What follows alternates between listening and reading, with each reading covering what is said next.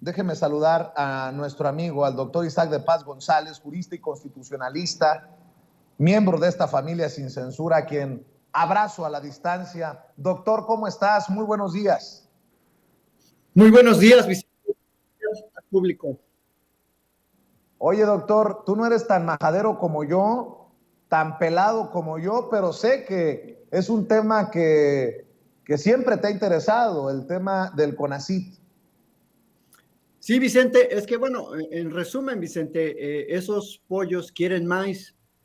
O sea, hoy la doctora María Elena Álvarez Bulla, directora del CONACYT, reiteró la cifra de solamente entre 2013 y 2018 que el CONACYT repartió a las empresas 46,000 millones, alrededor de 46,000 millones de pesos.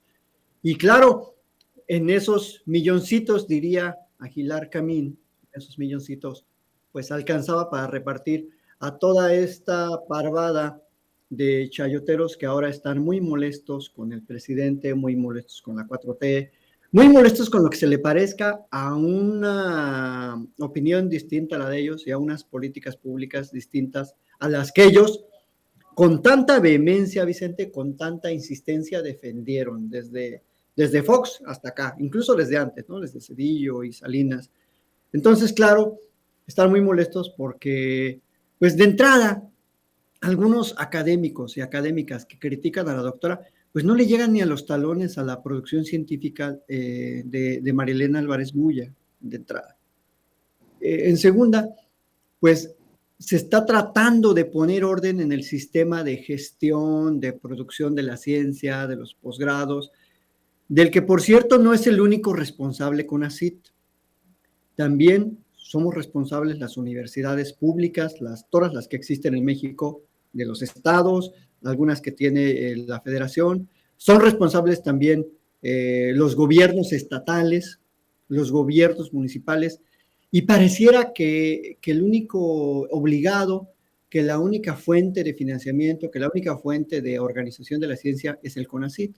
Entonces, eso también hay que ponerlo muy puntual porque se centra muchísimo la atención en la federación y eso le genera una descarga de responsabilidad a todos los órganos públicos de México que tienen obligaciones y tienen presupuesto para la ciencia y que no lo hacen porque el CONACYT les hace la tarea y tenemos que bailar muchas veces al son que nos toque CONACYT porque la bola de flojos legisladores no dan suficiente presupuesto en los estados, porque algunas universidades son de lo más corrupto que te puedas imaginar. Ahí están los reportajes, el libro de la Sosa Nostra, y un exrector encarcelado de la Autónoma de Hidalgo.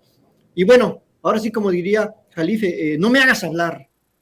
No me hagas hablar. Entonces, pues doctor, están muy enojados con ese sistema que ya no les da dinero y que pues ahora tienen que criticar y tienen que inventar estos chismes de pasillo para provocar una serie de fake news de que la doctora María Elena se va a ir a la SEP, o sea, Oye, doctor. ¿no? Doctor, ¿me escuchas? Sí, Vicente, perfectamente. Sí, en algún momento perdimos ahí la conexión. Oye, doctor, déjame preguntarte.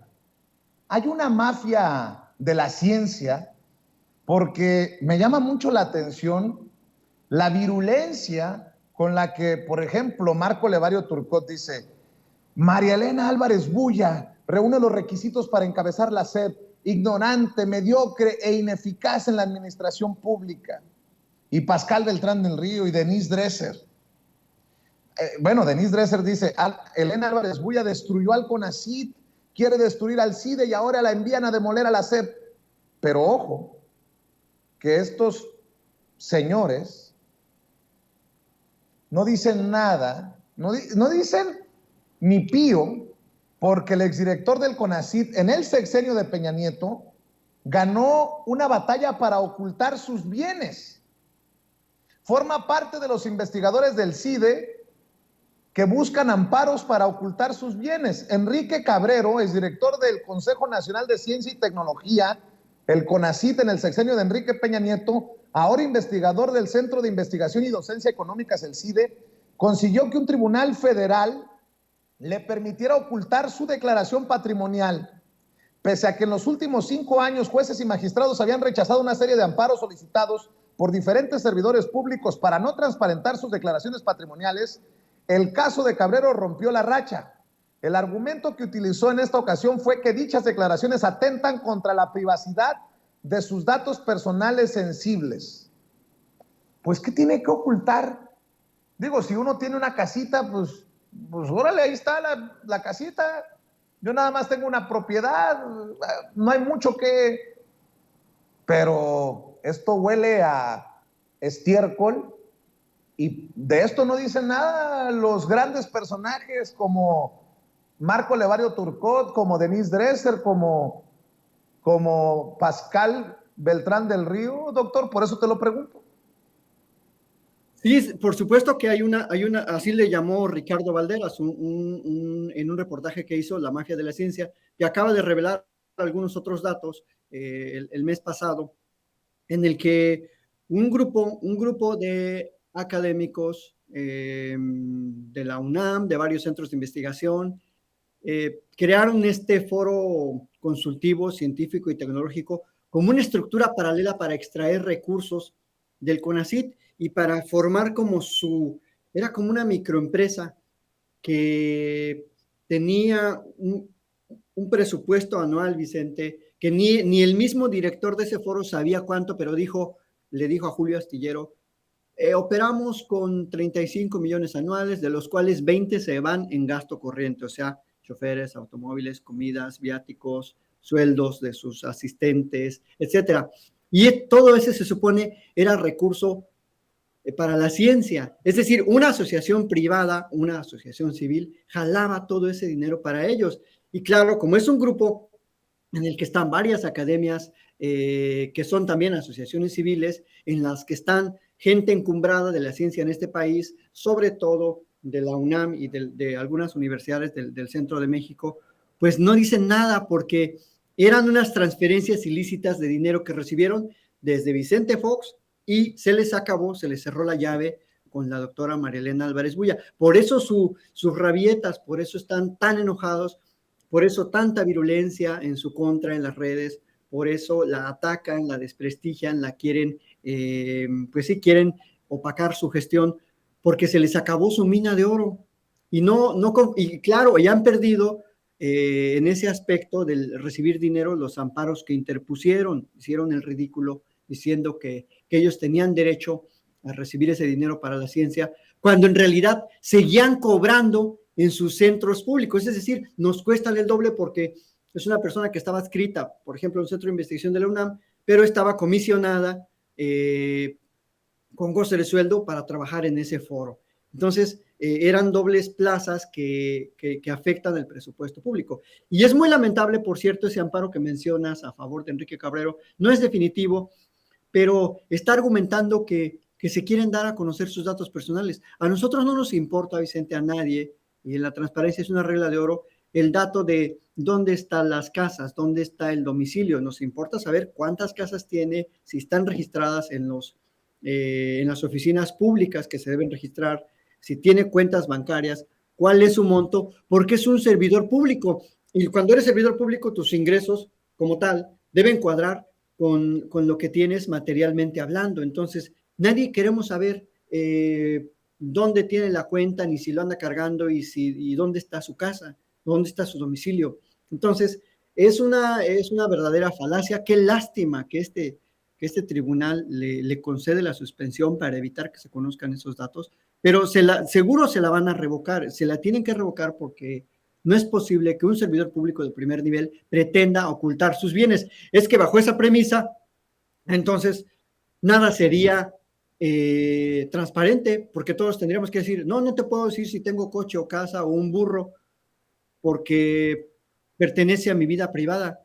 Pues precisamente por eso las obligaciones de los servidores públicos es que tenemos que publicitar nuestro patrimonio. Es una regla de oro, sobre todo de los de primer nivel.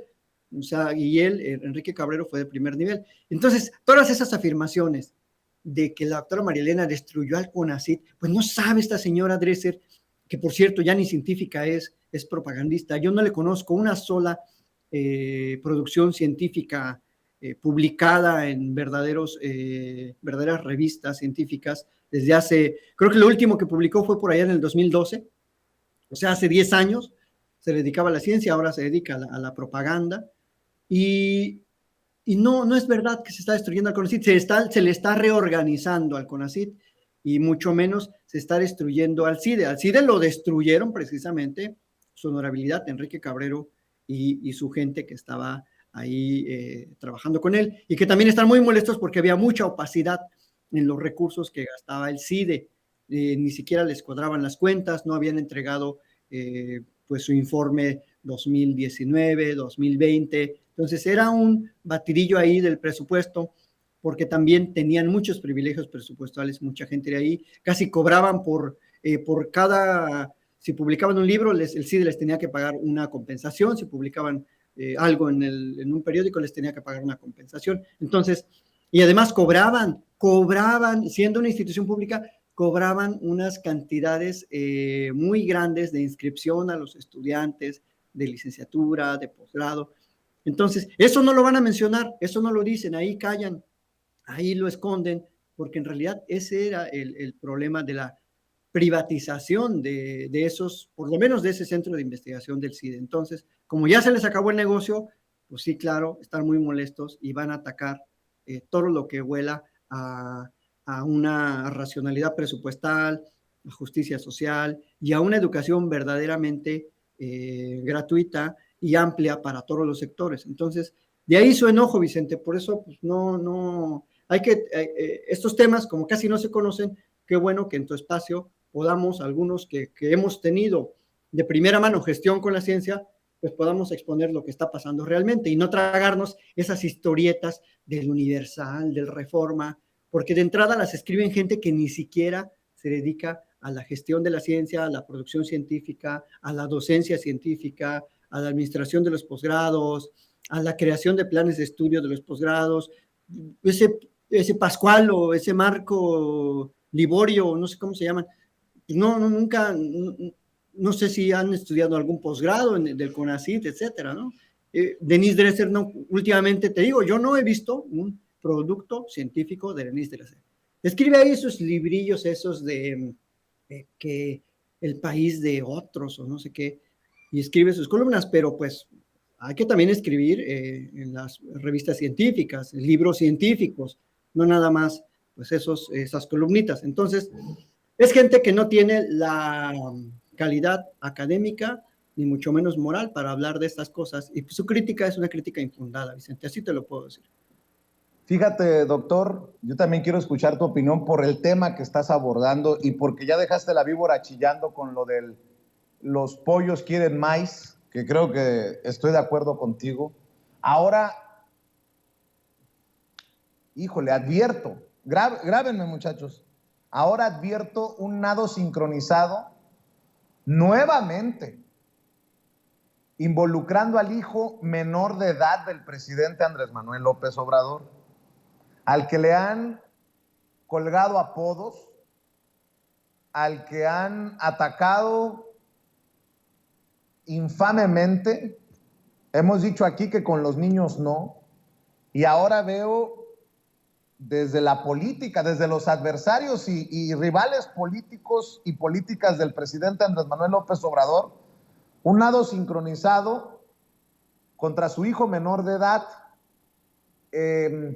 disfrazado de crítica para Beatriz Gutiérrez Müller y para el presidente Andrés Manuel López Obrador. Lili Telles, doctor, escribió: mis sinceras felicitaciones al presidente López y a la doctora Beatriz Gutiérrez por enviar a su hijo a estudiar a Reino Unido y no a Cuba. Alejar a su hijo del modelo educativo de Marx Arriaga y Elena Álvarez Bulla les merece un reconocimiento como buenos padres de familia. Fíjense nada más el sarcasmo y la mala leche de una senadora del PAN como Lili Telles, pero no es la única. La diputada del PAN, Mariana Gómez del Campo, la sobrina de Felipe Calderón y de Margarita Zavala, escribe: ¿por qué los hijos de López no se van a estudiar o trabajar a Cuba, Nicaragua o Venezuela? Siempre andan en Estados Unidos o Europa. Su padre es promotor de la miseria, pero para los suyos puro capitalismo, escuelas privadas y lujos, asco de incongruencia. Si eso no es meterse con un menor de edad, disfrazado obviamente de crítica para el presidente y para la doctora Beatriz Gutiérrez Müller, a quien le envío solidaridad como madre, porque ha de ser doloroso ver que se meten con el hijo menor de edad, también para el presidente, obviamente. Pero, carajo, doctor, dame tu opinión de esto, y todo porque circulan imágenes de el hijo menor de edad del presidente Andrés Manuel López Obrador en Reino Unido, junto a la embajadora de México en aquel país, y dicen algunos que el colmo, cargándole la mochila al muchacho. Doctor, si esto no es mezquindad política, ¿qué es? Bueno, aparte de mezquindad política, Vicente, es un ataque a un menor, es descalificar a un menor en las redes sociales, pues no es un asunto meramente moral o de corrección política, puede ser también un asunto jurídico, porque están incurriendo en una serie de actos estigmatizantes, discriminatorios, que atentan contra la integridad psicológica de ese menor. Es decir, los menores tienen una esfera muy amplia de protección. A veces incluso el papá o la mamá ponen en riesgo esa esfera, por ejemplo, exponiéndolos en redes sociales cuando toman muchas fotografías y las exponen, que a pesar de que es su hijo o su hija, pues no pueden estar transgrediendo ese derecho a la identidad y a la privacidad del menor.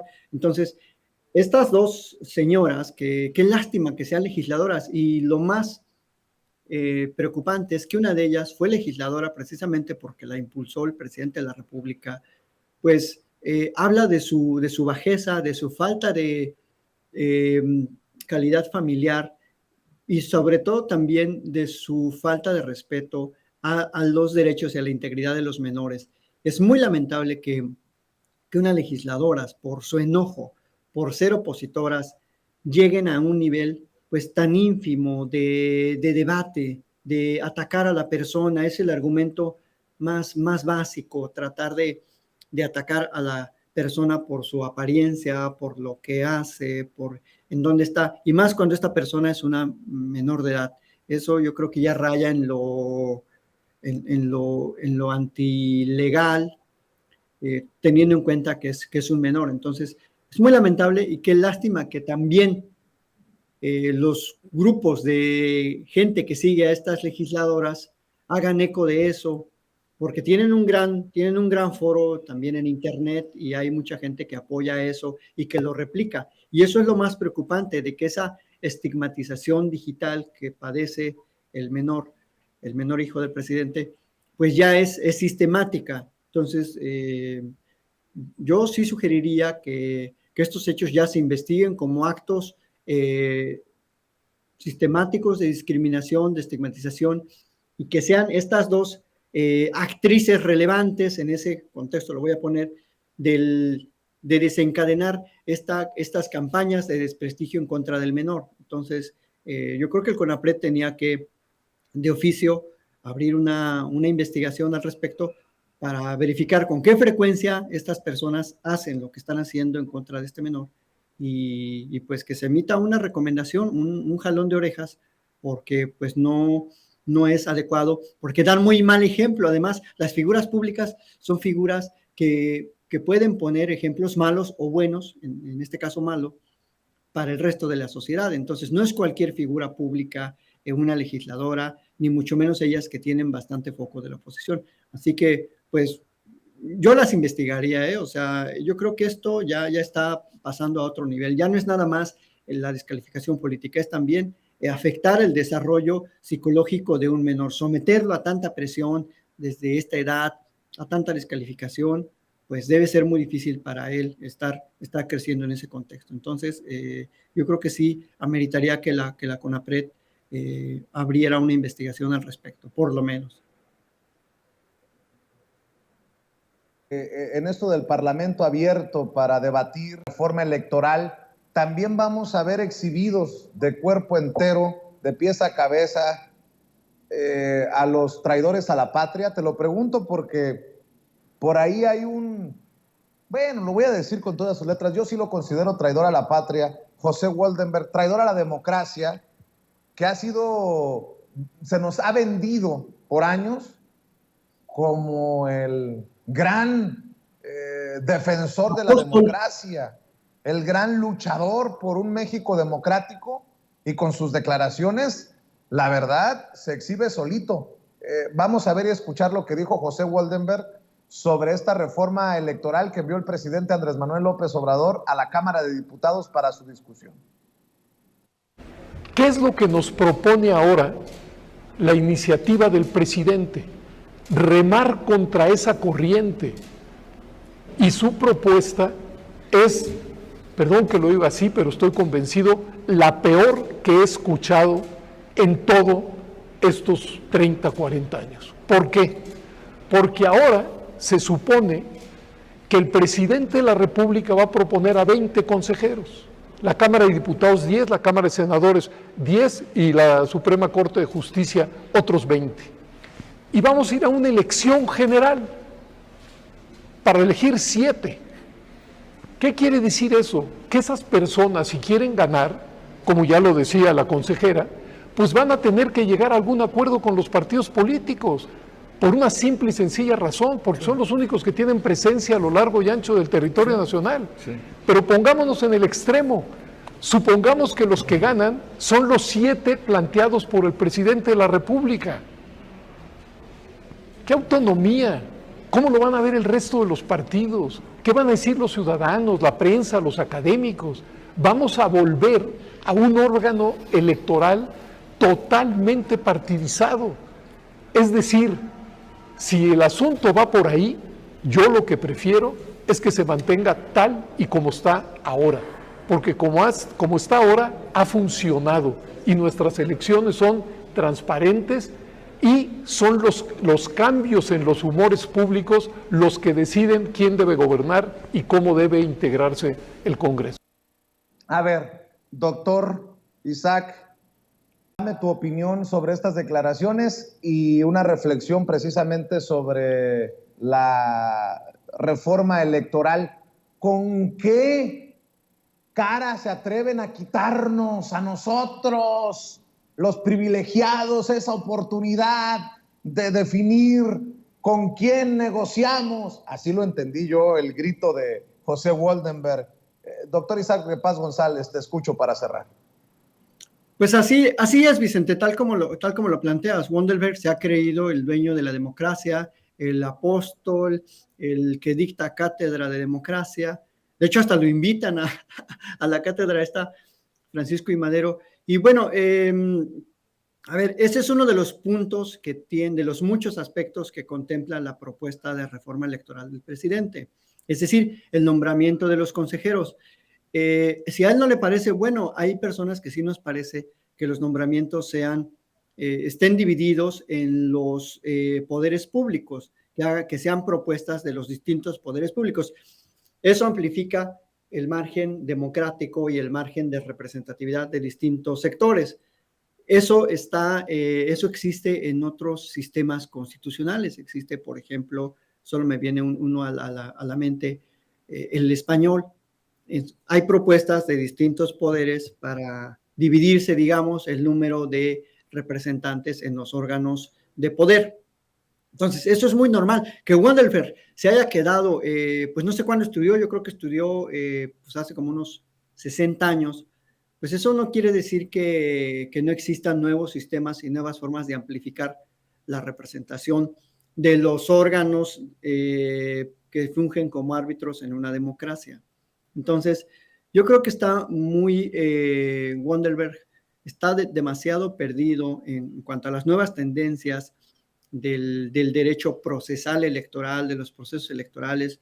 Wonderberg se quedó en el IFE de los 90, ese que él supuestamente impulsó, y que por cierto no nació autónomo, les fueron dando migajitas al IFE de autonomía.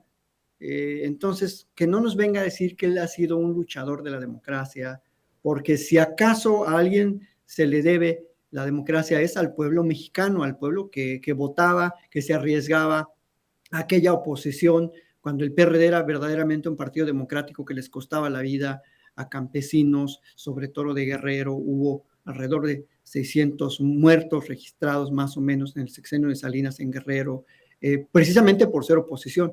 Entonces, estos que se sienten los dueños del micrófono democrático, pues claro, están perdiendo poder. Y este aspecto a lo mejor es discutible, pero no es un aspecto de retroceso, no es un aspecto que es el peor que hemos visto en los últimos 40 años. O sea, Wonderberg creo que está ya totalmente perdido. Hay una serie de personajes, él con Muñoz Ledo, que sinceramente, pues yo creo que uno debería darse cuenta en qué momento deja de aportar a la vida pública con una opinión racional y debería de apartarse de esas cuestiones, ¿no? Yo soy partidario de la pluralidad, pero en ocasiones creo que sí, gente que está muy encumbrada en su discurso intelectual, pues se llega a perder, y creo que eso le está pasando a Wonderberg. Hay otros aspectos en la reforma que vale mucho la pena discutir, y qué bueno que para eso se abran los foros, porque vamos a ver una discusión muy amplia, que no solo hablar de elecciones, sino de decisiones democráticas. Por eso el cambio de nombre a Instituto Nacional Electoral y de Consultas, porque eso verdaderamente intenta amplificar la forma en que los ciudadanos tomamos las decisiones democráticas, es decir, participamos en el ejercicio del poder, porque ahorita el poder está monopolizado. Uno muy difícilmente puede participar en el órgano legislativo, hacia los órganos ejecutivo y judicial. Está muy cerrado. Entonces, si él lo que pretende es mantener el statu quo, tal como lo menciona, pues ahí ya nos damos cuenta que no es un verdadero demócrata, que no permite avanzar la democracia, que por el contrario, él prefiere que se mantengan las cosas como están. Entonces, imagínate si alguien en los 90 se hubiera dicho eso, no, la verdadera democracia es mantener las cosas como están y que no haya IFE, ¿qué hubiera dicho Wonderberg? Entonces, claro, ya se les pasó su época y creo que no están acostumbrados al debate y a la propuesta amplia. Pero digo, qué bueno que fue, y seguramente van a ir más personas. Hay que estar muy atentos a los foros y hay muchos programas buenos ahorita sobre esta reforma, así que va a ser un buen debate, que la gente se informe y sepamos realmente en qué consisten los puntos de esta propuesta de reforma electoral, que yo sí creo que va a modernizar al sistema de elecciones que tenemos en México, lo va a hacer más eficiente, más barato en términos de que hay muchísimo dispendio, sin precarizarlo. Lo va a hacer, va a ser un sistema, creo que funcional, y que no nos cueste esas miles de millones que actualmente nos cuesta, Vicente. Con eso cerraría, y muchas gracias por tu espacio. Doctor, ¿por qué no te despides invitando a la gente a tu canal, a las redes, para que te lea, para que te vea, para que te escuche? Yo agradecido por todo el tiempo que le has dedicado a Sin Censura esta mañana. Muchas gracias, Vicente. Sí, claro, síganme en Twitter, Vicente, y no quiero olvidar y mandarle mi solidaridad a nuestro querido Jesús Lemus. He visto la entrevista que le has hecho ayer y los lamentables hechos que ha padecido estos últimos días. Así que mi gran cariño a un gran periodista verdaderamente de investigación, a un gran, pues sí, pues un investigador nato como es Jesús Lemus. Yo le pediría a la gente que lo apoyen, que sigan comprando sus libros, difundiendo el contenido de su obra, porque yo creo que lo que hace a un periodista es su trabajo, y creo que pues Jesús merece todo el reconocimiento de la audiencia, del pueblo, porque ha investigado cuestiones que no muchos se atreven, y que además da mucho trabajo investigar por el gran esfuerzo en campo que implica hacerlo. Así que pues un abrazo y mi solidaridad a Jesús Lemus. Pues muy buen día, buena tarde, ya casi por allá, que la sigan pasando bien, y gracias, Vicente. Gracias, doctor Isaac de Paz González, hablando con nosotros sin censura.